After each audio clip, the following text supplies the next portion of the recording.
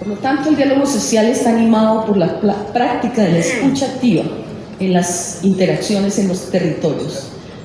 La escucha activa guarda una relación estrecha con el compromiso genuino de que la población vea hecha realidad y participe activamente en las transformaciones de condiciones sociales que forman parte, la mayoría de las veces, de sus demandas.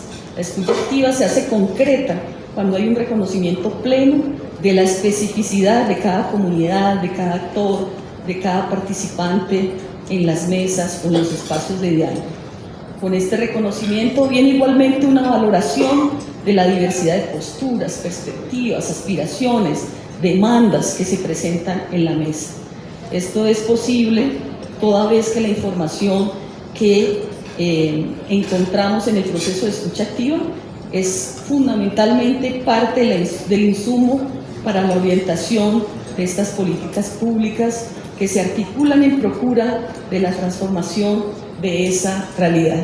Como todas las personas saben, escuchar es muy difícil, pero el diálogo debe estar primero basado en esta escucha activa.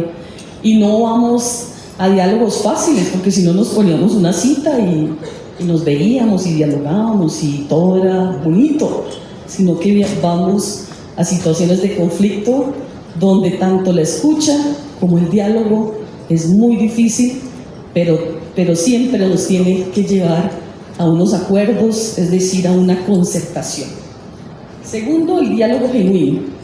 Desde el Viceministerio para el Diálogo Social, la Igualdad y los Derechos Humanos fomentamos este diálogo genuino, abierto, la mayoría de las veces difícil, y voy a mencionar algunas cosas que caracterizan ese diálogo.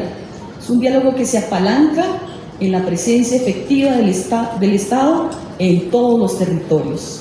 Esta presencia a su vez se ajusta al ideal constitucional de que el colombiano sea un Estado social de derecho.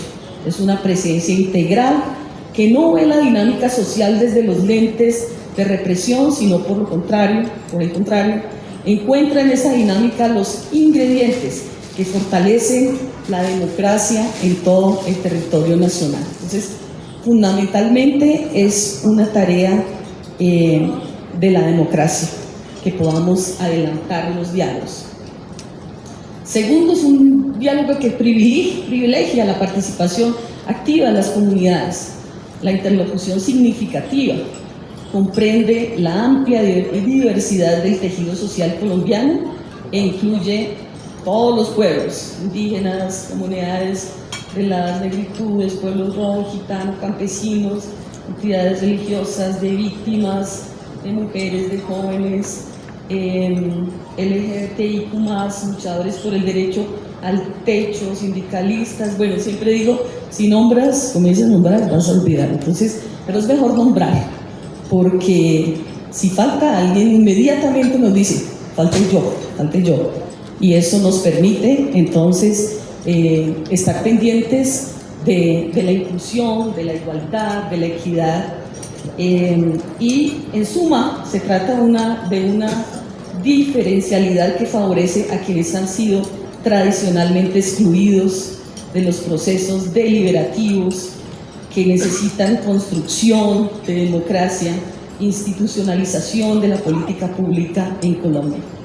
Tercero, es un diálogo que se ocupa de la construcción de nuevas realidades de manera conjunta entre gobierno y las comunidades. El diálogo.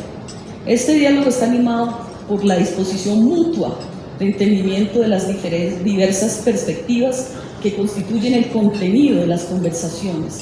La construcción genera confianza, a veces esa confianza comienza a construirse y garantiza, de un lado, la acción participativa y la atención a procedimientos transparentes, y por la otra, el desmonte de expresiones que a veces pueden llevar también a la limitante de otros ciudadanos. Por ejemplo, en casi todas las protestas hay unos sectores como los transportadores, como las personas que viajan, como otros ciudadanos y ciudadanas que quedan afectados en medio de una protesta. Entonces estamos trabajando para construir la posibilidad de que, aunque yo esté en mi protesta legítima, también yo tengo que respetar a otro como sujeto político, y siempre decimos, no podemos convertir en objeto político a otros para yo alcanzar mi reivindicación.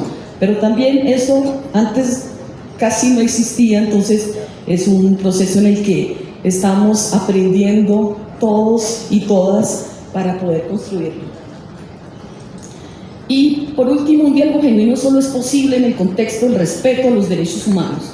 Los derechos de todos los participantes tienen que ser respetados de tal forma que la confianza resultante proviene de esos derechos ya consagrados en la legislación colombiana y los acuerdos internacionales que Colombia ha suscrito, y el diálogo genuino recoge y subraya, y además un respeto efectivo por el liderazgo.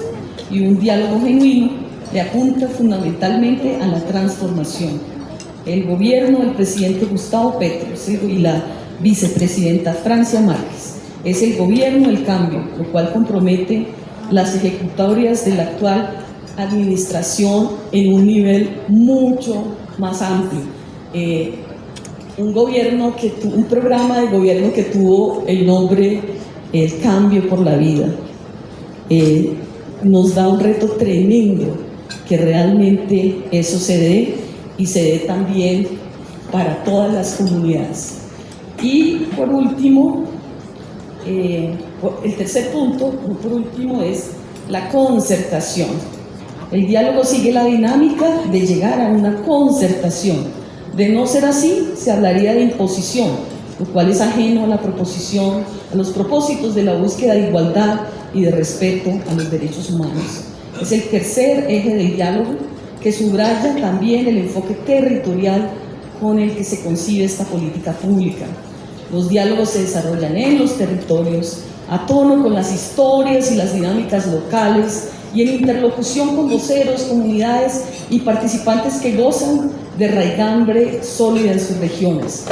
La escucha activa y el diálogo genuino garantizan que la dinámica fluya hacia la concertación.